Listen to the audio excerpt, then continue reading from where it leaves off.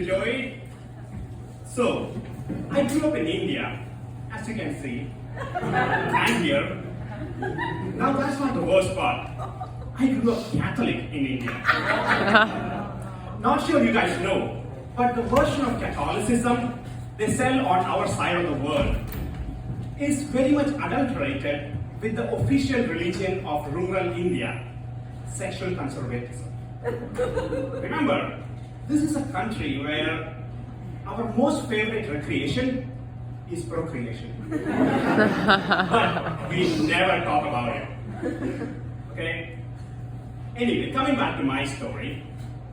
So one thing I learned early on in the Catholic Church was, you have to confess every time you commit a sin, especially masturbation. As if 10 Hail Marys is gonna bring the sperm back. But I was such an extreme follower that I did that down to the T. And no, it does not stop there. I was also part of something called St. John's Sperm Squad. Yeah, my church's very own Black Ops team. And our job was to find the boys who masturbated and report them to parish priest. I'm telling you, I did it. So, clearly, it hurt my social life a lot. Right? But on the bright side, you have no idea how many paper towels came to me every week to say thank you in person. So, on top of that, I was also considered an extreme nerd in high school.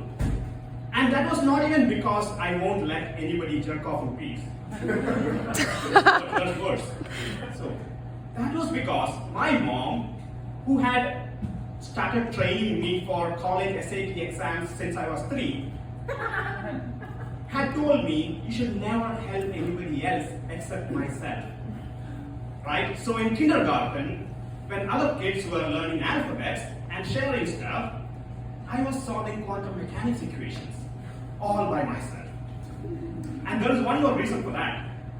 I grew up in a family of PhDs. My dad was a PhD, my mom was a PhD, my granddad was a PhD. Yeah, pretty huge dick he was. Hell, even our dog had a PhD. So now you might be thinking, oh, it should be amazing growing up in a family like that, right? Hell no! Because brilliant minds are actually one of the most disturbed minds also. As much as brains my dad had, he had even bigger mental health issues. Oh please, I'm being nice. He was full on cuckoo. So, that is where I learned that with big brains comes big responsibility for the rest of the family. Most of my childhood was spent running away from my dad, who would be punching, yelling, and throwing things at imaginary people. Hey, cheer up guys, it wasn't that bad, okay? We used to get weekends and Fridays and public holidays off, so, okay. So, whenever one of these episodes used to happen, my dad would be there, yelling, and my mom would get us all kids together under the dining table. And guess what we would do? We would chant the rosary. Because Catholic family, remember? So, it goes something like this. My dad would be on one side saying, "Which one of you morons let the water out?" And we would be going, "Hey, Mary, full of grace, plus why is the earth round? Holy Mary, Mother of God, bless us. Why is the water wet? Oh, pray for sinners now at the hour of our death." It goes on. So, that is when I realized that, so this brains is really useless.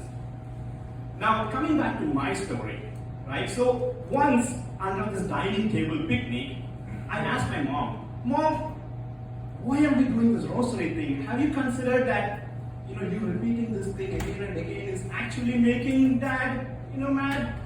Guess what she said? "No, son, no. We went to a parish priest, and the priest said, this happens because Satan is visiting Dad. And we should chant the rosary more." I'm like, "Mom, you have a fucking PhD and you did what?" So, the reason I'm saying this is, between this and the St. John's Sperm Squad, I was so popular in high school that I was easily elected the Morticia of my high school. Should I say Mortician, considering the number of sperms I have helped embalm?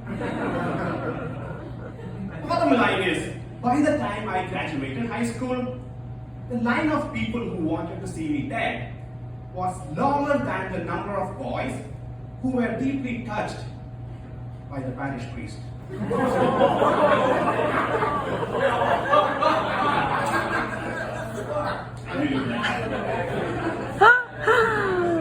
Oh my God. So, then something happened that completely changed my life.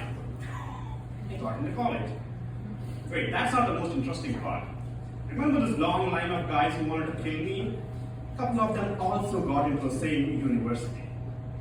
I'm pretty sure there was this meeting held by the entire student body with special invitations going out to, the local chapter of Proud Boys, Oath Keepers, Ku Klux Klan, everybody thinking of innovative ways to kill me.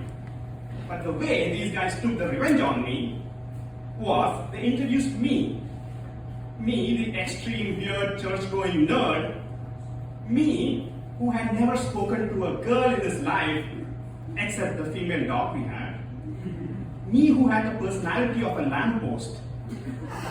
They introduced me to sex, drugs, and rock and roll.